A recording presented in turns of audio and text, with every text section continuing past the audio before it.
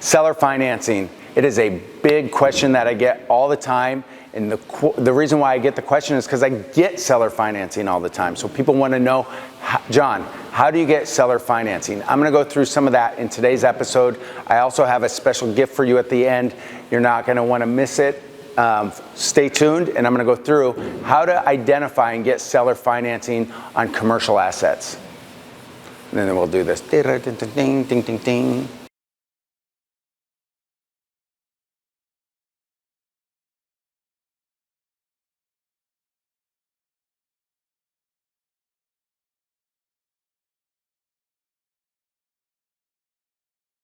Okay, I'm back, but listen, one of the things that we really get, like seller financing was here, and it was called Miniature Ponies, was right underneath. Why are you guys searching me through Miniature Ponies? John Trautman, Miniature Ponies? Listen, you guys are weirdos, but regardless, they're called Shetlands, like they have a name, not miniature. Stop. Okay. So seller financing, we did get seller financing. I get seller financing often. I had a conversation with a guy yesterday. I'm gonna get seller financing on a much bigger deal. And I wanna explain, like, there are some reasons why commercial assets are easier to get seller financing on. So let's just go through it.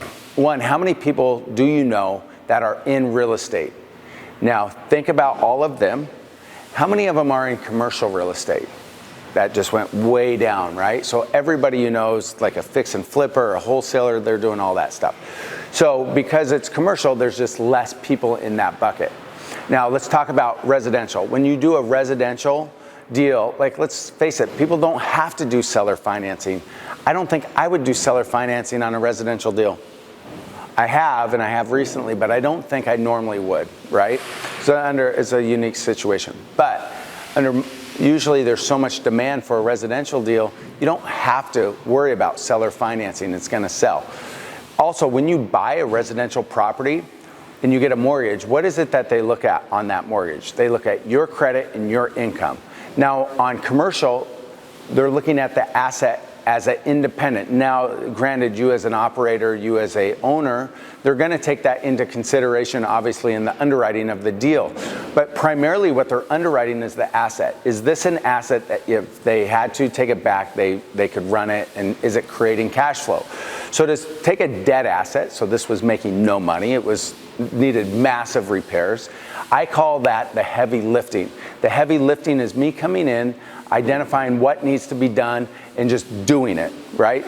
So I have an equity lift in that alone, but also I'm able to negotiate terms, very favorable terms, typically with seller financing.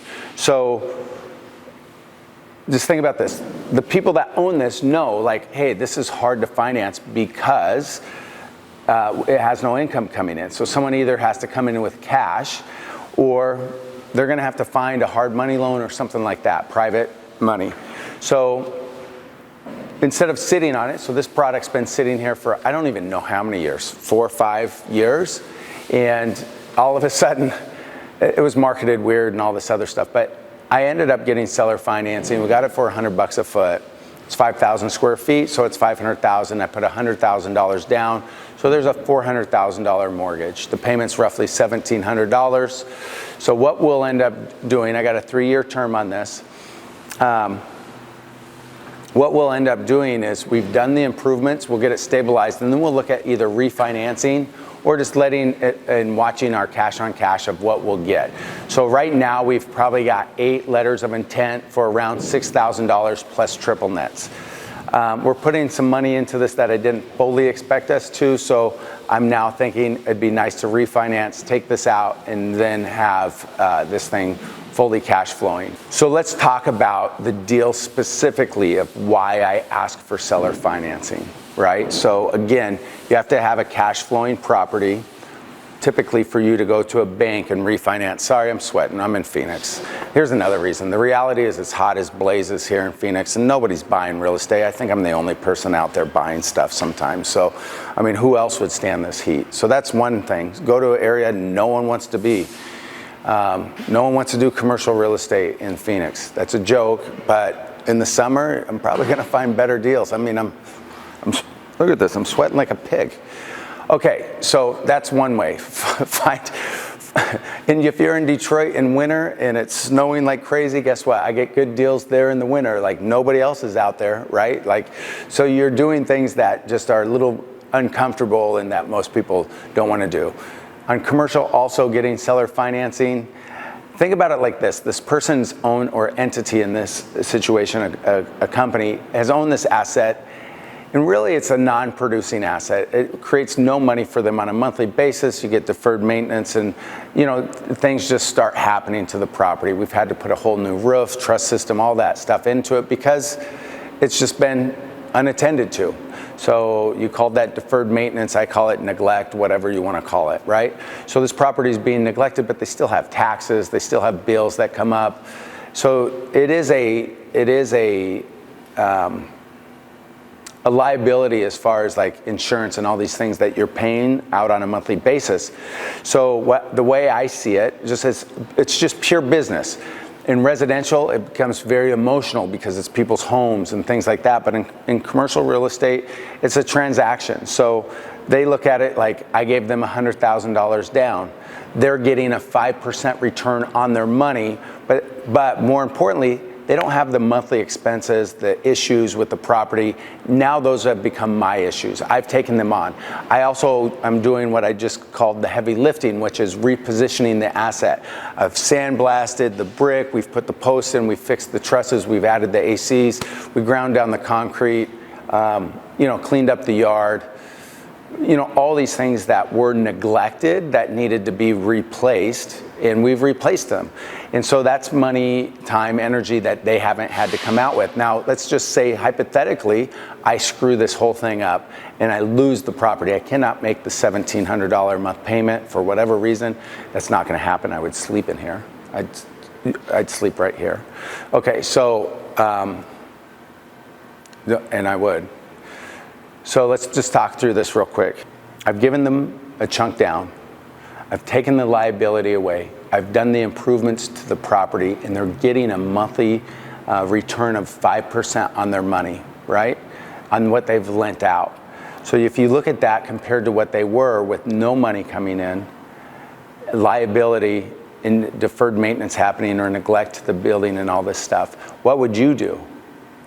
So they've done the seller financing. I'm happy for that I was able to get it. It's given me the opportunity to get in here with very low money, but also more importantly, not all the headache of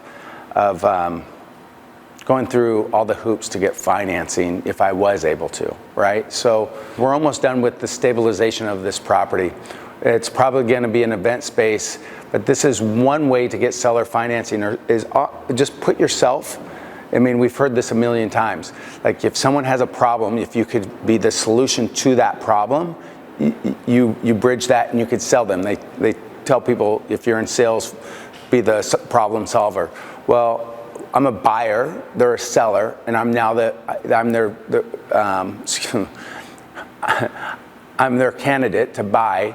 So I'm probably a pretty profitable one for them, just looking at the long run of what 5% is at $1,700 over 36 months, which is, let's just look. I'm not good at math, you guys.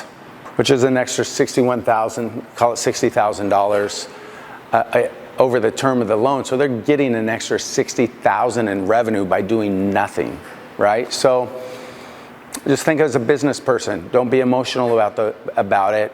And when you're buying, don't be emotional about it either. Like the number one thing I learned in real estate when I first got involved, Carl taught me, was do not chase the deal, do not become emotionally involved. Once you become emotionally involved, I don't care if it's buying a piece of real estate or buying anything. You could be buying a car, you could also be buying a business or whatever.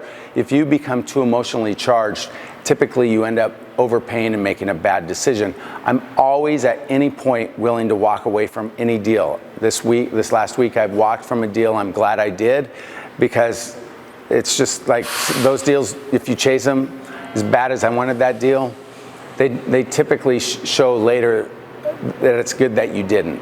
At the end of the day, you don't want to overpay. I'm in business to make money, not for my ego, right? Although that's nice to feed the ego, what you want to do is feed your wallet. So ask yourself what's bigger, your ego or your bank account.